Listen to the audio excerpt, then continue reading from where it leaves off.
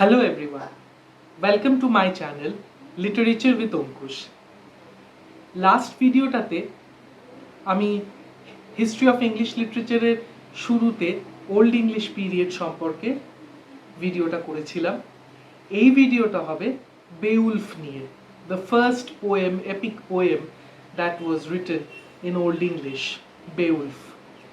আজকের এই ভিডিওতে আমি বেউলফের যে পোয়েমের সামারিটা সেটাকে সামারাইজ করব।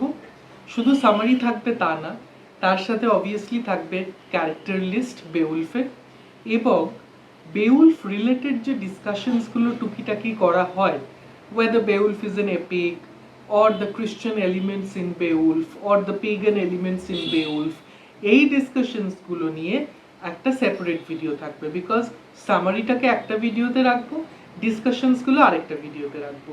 So let's begin. So to begin with, Beowulf.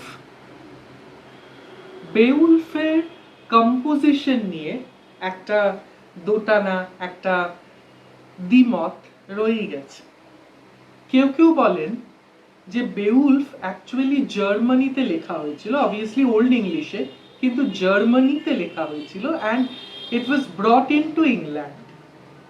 আবার একটা মত বলে যে বেউলফ ইংল্যান্ডেই লেখা হয়েছিল এবং ইয়র্কশায়ারের যে কোস্টটা সেইটার আশপাশে সারাউন্ডিং এরিয়াটাকেই কিন্তু সেন্টার অফ অ্যাট্রাকশন করে লেখা হয়েছিল, সেটাকেই কিন্তু মূল ধরে লেখা হয়েছিল।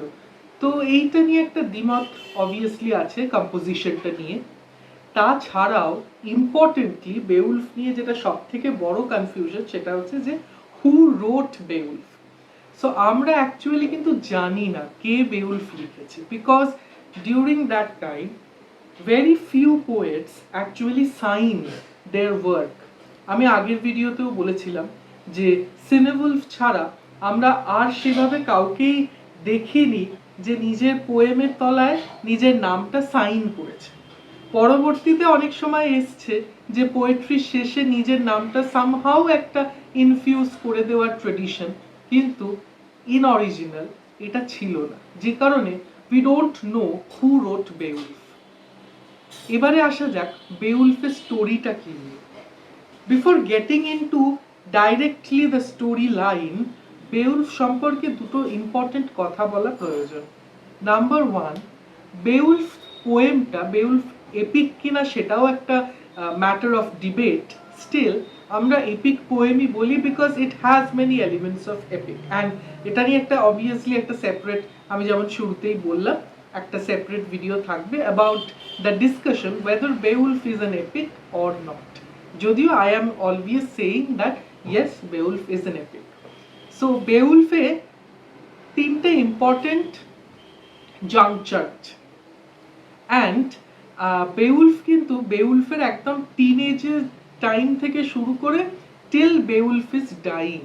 So it's a huge thing. যেমন আমাদের ইন্ডিয়ান সাবকন্টিনেন্টেও বিভিন্ন এপিক লেখা হয়েছে which starts from the childhood and ends in the tragic end of the protagonist, সেরকম ভাবেই কিন্তু বেউলফেও আমরা সেটাই দেখতে পাচ্ছি। আর তার থেকেও যেটা ইম্পর্টেন্ট, যেটা আমি বলছিলাম, যে বেউলফের তিনটে ইম্পর্টেন্ট জাংচার আছে। প্রথম জাংচার হচ্ছে যখন বেউলফ গ্রেন্ডেলকে মারছে, that is the first combat that's happening in Beowulf. Second juncture হচ্ছে বেউলফ যখন গ্রেন্ডেলের মাদারকে মারছে, গ্রেন্ডেলের মাকে যখন মারছে, তখন সেইটা হচ্ছে সেকেন্ড কমব্যাট। আর থার্ডলি যখন বেউলফের একদম old age, when Beowulf is about to die, when he is the king of the gates, তখন কিন্তু বেউলফ আরেকটা ওয়ারে যাচ্ছে, he is combating with a dragon, and সেখানে বেউলফ মারা যাচ্ছে। So these are the three important juncture, not only in Beowulf's life but also in the poem Beowulf.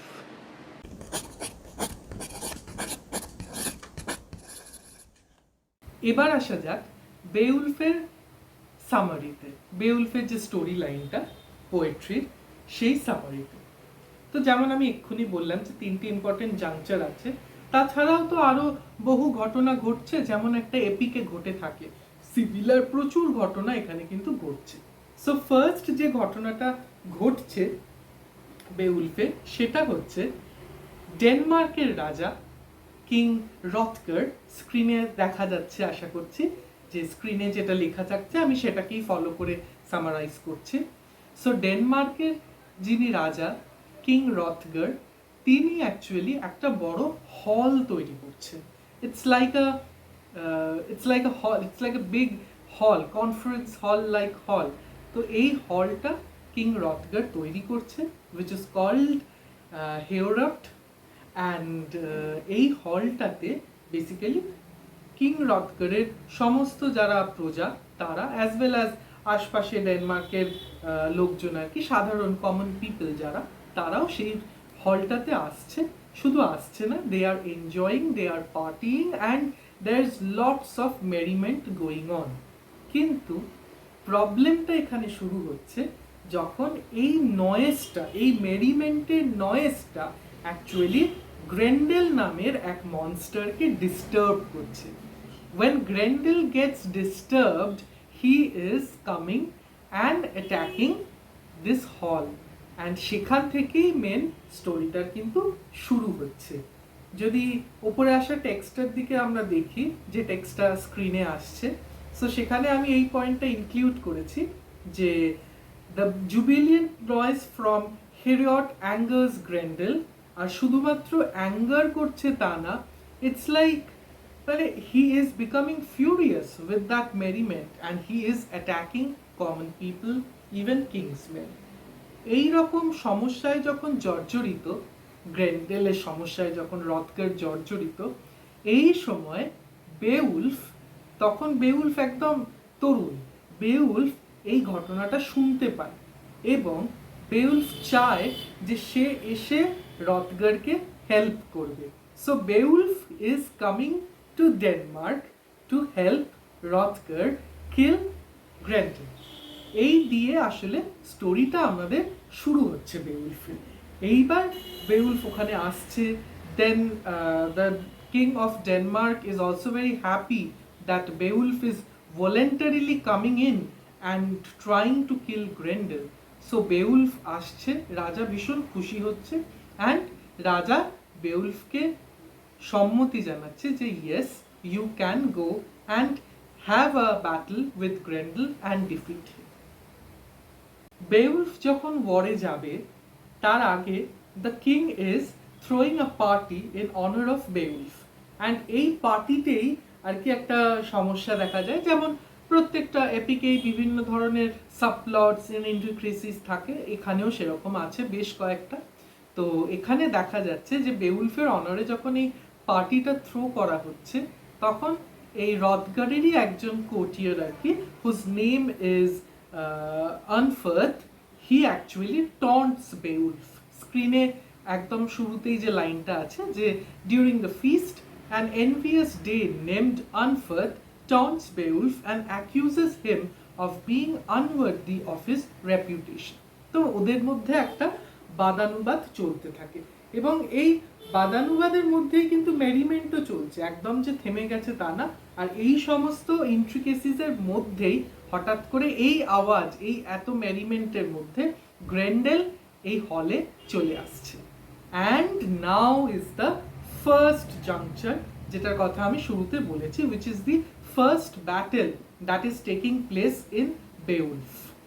So Beowulf কি করছে? Beowulf is fighting Grendel unarmed. Beowulf কিন্তু unarmed, মানে কোনো অস্ত্র-শস্ত্র ছাড়াই কিন্তু গ্রেন্ডেলের সাথে যুদ্ধটা করছে, and he is defeating him. That is the major turn out over here.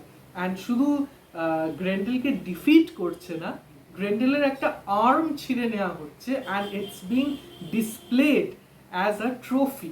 যেমন আর কি বিভিন্ন সময় একটা টোকেন, মানে একটা কোনো ক্রাইম করার পরে, যেমন একটা বলা হয় যে ক্রাইম সাইকোলজিতে, একটা কোনো ক্রাইম করার পরে যে ক্রাইমটা করছে, হু is the criminal, he carries a trophy of that crime scene, so that, মানে it's a crime psychology, so that he cherishes that. So over here এরা একটা যে বড় ডিফিট পাচ্ছে, ও সরি, একটা যে বড় ডিফিট করছে গ্র্যান্ডেলকে, তখন কিন্তু বেউলফ ওই একটা আর্ম কেটে নিচ্ছে, নিয়ে that is being displayed as a symbol of victory over Grendel. কিন্তু সমস্যা আরো বেড়ে যায়। গ্র্যান্ডেল শুধুমাত্র যে মারা গেল তা না, গ্র্যান্ডেল মারা যাওয়ার পর দেখা যাচ্ছে গ্র্যান্ডেলের মা আসছে ফাইট করতে, and which is very very interesting because Beowulf will defeat Grendel's mother also, but in underwater. Beowulf will go underwater in the pool where, in the lake where Beowulf's mother stays, and there he will defeat this lady. So she's also a monster. So Beowulf এরপরে গ্রেন্ডেলকে মারার পরেই থামছে না, Beowulf is going to the underwater to kill Grendel's mother. আবারও সেই প্রত্যেকটা ঘটনার যেমন অনেক ইন্ট্রিকেসিস থাকে, সেরকম এখানেও তাই। গ্রেন্ডেলের মাও দু চারজনকে মারছে, and now Beowulf turns out and he goes to Grendel's mother's den to kill her. So Beowulf kills Grendel's mother at her den underwater, and after killing Beowulf's after killing Grendel's mother, Beowulf actually comes back to the king and he is being greeted warmly, and Beowulf কিন্তু প্রচুর gifts, প্রচুর সম্মান নিয়ে আস্তে আস্তে Denmark থেকে গেটসে ফিরে আসছে, because he defeated the most notorious monster Grendel and his mother. Now returning to his native land, Beowulf ওখানকার যে রাজা হাইগেল, তাকে এই সমস্ত ট্রেজারের একটা অংশ বেউলফ দিচ্ছে, and after being greeted warmly also in Geats, Beowulf stays lives a very happy life, and যখন গেটসের রাজাও মারা যান, তার ছেলেও মারা যান, তখন কিন্তু বেউলফ থ্রোনে বসছে। Beowulf is becoming the king of the Geats. Beowulf রাজা হচ্ছে। He ruled for 50 years, 50, mind it. He ruled for a long time. He ruled very nicely. He kept peace at his land. He fought many other monsters and many other solved many other problems, and then finally the last juncture in Beowulf, when it is the last phase of Beowulf's life also. বেউলফ যখন রাজত্ব করছে সেই সময় পাহারা দিচ্ছিল একটা ট্রেজারকে, একটা dragon, and that dragon had been disturbed. So now what to do? That dragon needs to be killed, and though Beowulf knows that he has grown old and it's difficult for him to combat such a big battle, yet Beowulf doesn't think about himself.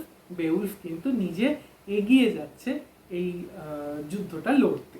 So Beowulf is now fighting the dragons, and while fighting this dragon, actually Beowulf dies. So that's a tragic end to the story. Like any epic, আমাদের যদি Indian সাবকন্টিনেন্টের এপিকগুলো আমরা দেখি, তাকে দেখি, then we can see that at the end there is a tragic end. There are various tragic incidents at the end. So এখানেও তাই বেউলফ কিন্তু, Beowulf is not emerging as a victorious superhuman, but Beowulf is dying like an old man. And this is where বেউলফের এই epic পোয়েমটার সার্থকতা।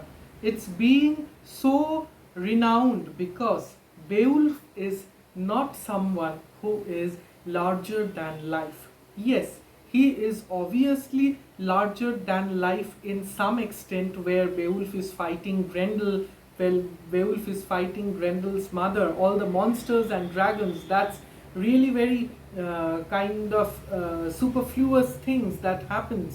But Beowulf is dying as a common man.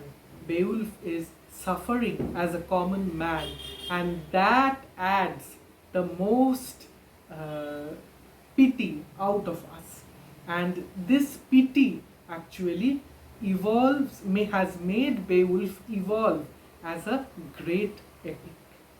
So Beowulf dies, and Beowulf dies because he has been hurt in his neck. So এই hurt হচ্ছে বলেই কিন্তু বেউলফ মারা যাচ্ছে, and বোঝাই যাচ্ছে যে বেউলফের বয়স হয়েছে, সেই কারণেই আর কি বেউলফ মারা যাচ্ছে। স্ক্রিনেও লেখাটা আসছে, দেখো যে বেউলফকে আর কি মারছে dragon, and he is biting Beowulf's neck, and that venom, ওই বিষটা আর কি বেউলফের শরীরে ঢুকে যাচ্ছে, and thus Beowulf is dying. So that is where Beowulf ends, but here is the twist: Beowulf is not being buried, Beowulf is being burnt, and there is a huge funeral in which Beowulf is being treated as a hero, and he is being taken on a huge pyre. He is being taken on a huge pyre, and then he is being burnt.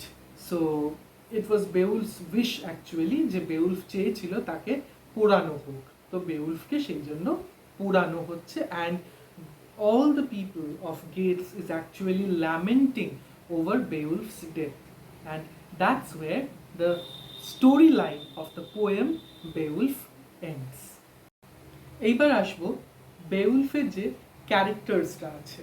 So বেউলফের স্ক্রিনে যেমন এসছে, ফার্স্টে obviously Beowulf, who is the hero, and then thereafter comes Wiglaf, who is Beowulf's confidant, and thereafter the Danish king Hrothgar, and later on comes in, obviously in the beginning only, Grendel and Grendel's mother.